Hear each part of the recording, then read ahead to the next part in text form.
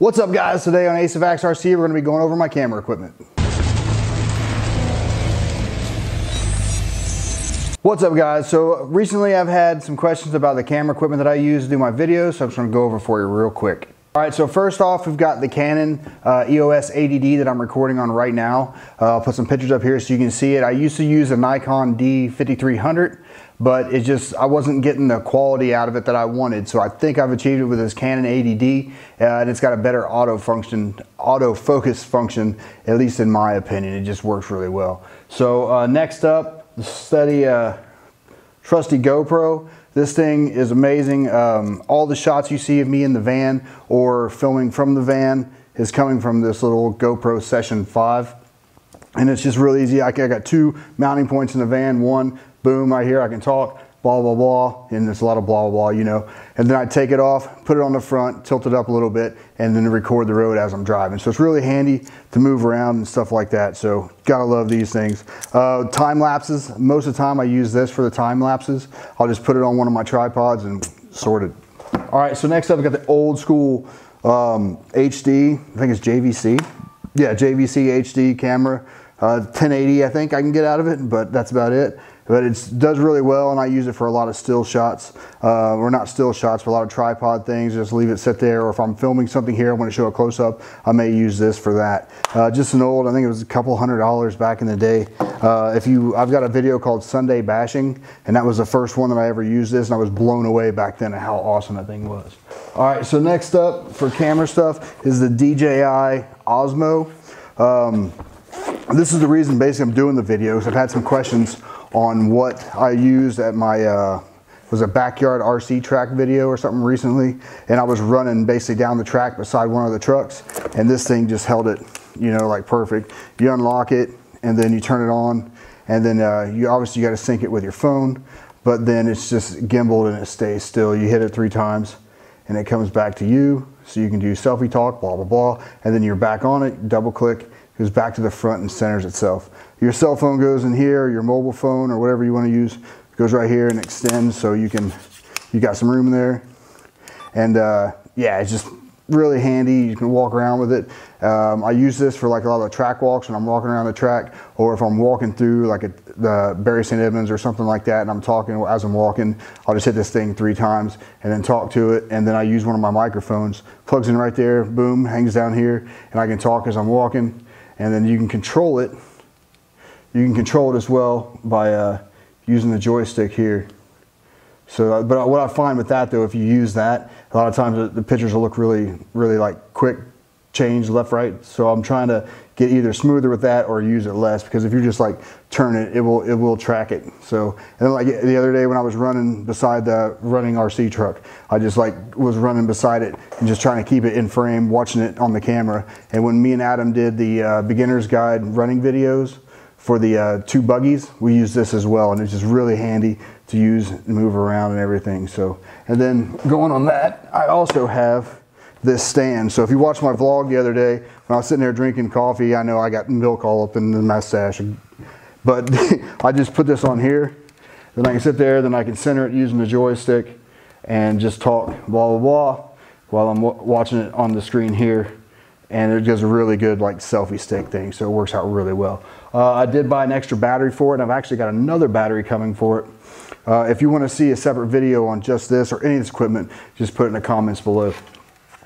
Turn this off, it goes back to sleep, and you gotta take it and lock it back in place. And then there we go. Set that over there, take it off the stand. What else we got? This little mini tripod. I love this thing, this little Manfrotto, I think it's called a Pixie. It just works really good, even especially when I'm doing, did I bring it over here? Yeah, especially when I'm doing a podcast, I'll use this because I do my podcast. I record it on the iTalk mobile app, so I'll put my iPhone in here, and I'll just sit there and I'll turn airplane mode on so you don't get that annoying. I've learned my lesson. And then you just talk, and you can just sit here and just relax and just, you know, talk. And so that's what I use this for. Or if I'm doing like a still shot or something really low, then I may put this on here. in the woods or something if I'm doing a scale video, and you can position it all over the place. So works out really good for that too. Microphone wise, I've got, this is the one that I clip on the GoPro. This is the DJI Osmo. This bit is the part that clips on here. Oops, spin it around this way. Then you just drop it on here. And then this plugs in the back there just like that. Then that's the way I use that if I'm talking. If I'm doing an interview or something, I just flip it around, let them talk, and it's really handy, really easy to use. Now obviously this microphone, it's the Rode Videomic, which one is this? Videomicro, so the Rode Videomicro, and it comes with the stand or the mount, so it's like rubber mounted, and then it comes with the fur ball on the end. But normally it would be just that. So you can put that on top of your DSLR or whatever and use that too. Pretty easy. And then this is the shotgun mic that I use on the DSLR for recording outside. This is the Rode Videomic Go. And to be 100% honest, I'm not that impressed with this. Only because I bought it with this so I can use it outside. And every time I've used it outside, no matter how much I pull this back, I still catch wind noise from this. So I think I'm going to have to go with the Videomic Pro. It takes batteries, and that was one of the things I was worried about, because with the batteries you forget to turn it on, you know, and then you talk and do a whole vlog and realize there's no sound. So that's what I was really worried about. This you just plug in. So there's no wind, this thing works great, but if there's any kind of wind, the Pro has like an eliminator switch that helps eliminate some of that wind, but it's still, obviously you're not going to get rid of all of it. Let me just put this away real quick.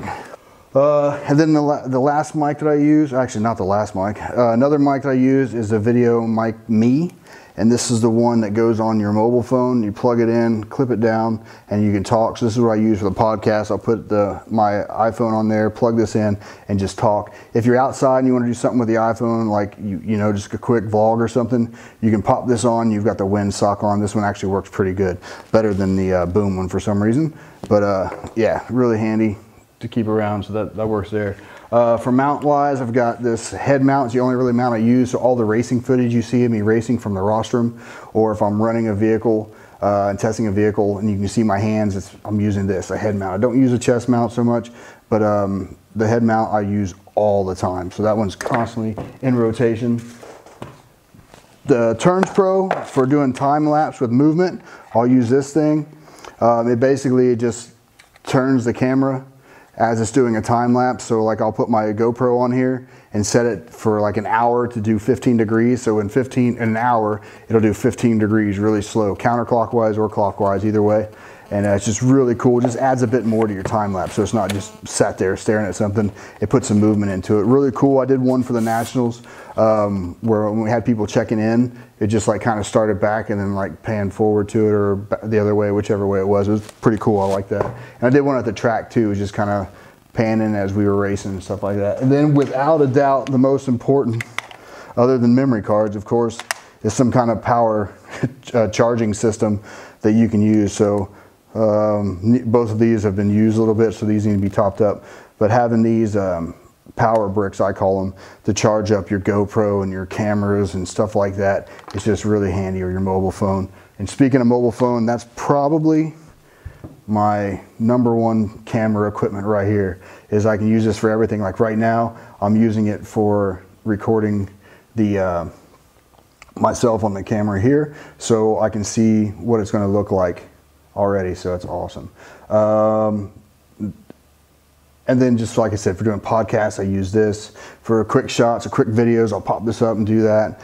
It's obviously the mobile phone is just huge for that stuff. And then the Joby Gorillapod. This thing's awesome. It's got the swivel head on it, so you can move it around. Usually I'll just leave this attached to whatever camera I'm going to be using on it, just pop it on. All this stuff, if you saw my other channel, Opposites That Travel, anytime I did a time lapse from the cruise ship, I would wrap this around the banister or whatever on the railing, and then do a time lapse, just leave it set there, recording whatever, you know, like the boat taking off or the sunset or a sunrise. I would use this with the GoPro.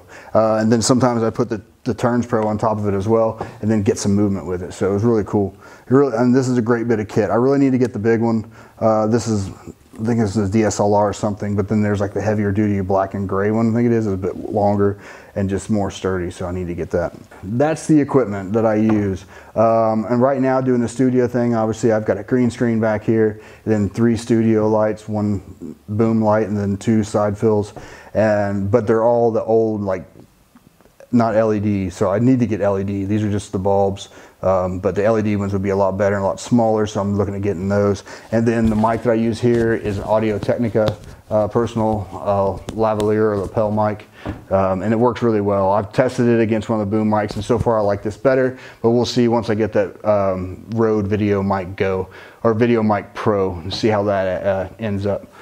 I think that's about it. This is what I use mainly. I'm looking at getting a drone, so hopefully pretty soon I'll get like the Mavic Pro is what I'm after. I know the Platinum's coming out soon as well, but I don't know if I need to pay that much extra for whatever, but I don't know. We'll see what happens when the time comes. It's just down the road, but the Videomic Pro is probably going to be on the list first. But if you have any questions about any of this equipment or want to see a video dedicated to one of these, which I got a feeling the DJI Osmo might draw people wanting to see a video on just it, so I'm happy to do that. Just let me know in the comments below. And thanks for stopping by the channel. Make sure you click like and subscribe. Check me out on Instagram, Twitter, Facebook, Tumblr, Reddit. I'm all over the place. And if you have a social media that I'm not on, please let me know so I can make an account, because I'm trying to get everywhere. So appreciate you stopping by again, and we'll see you on the track. Later.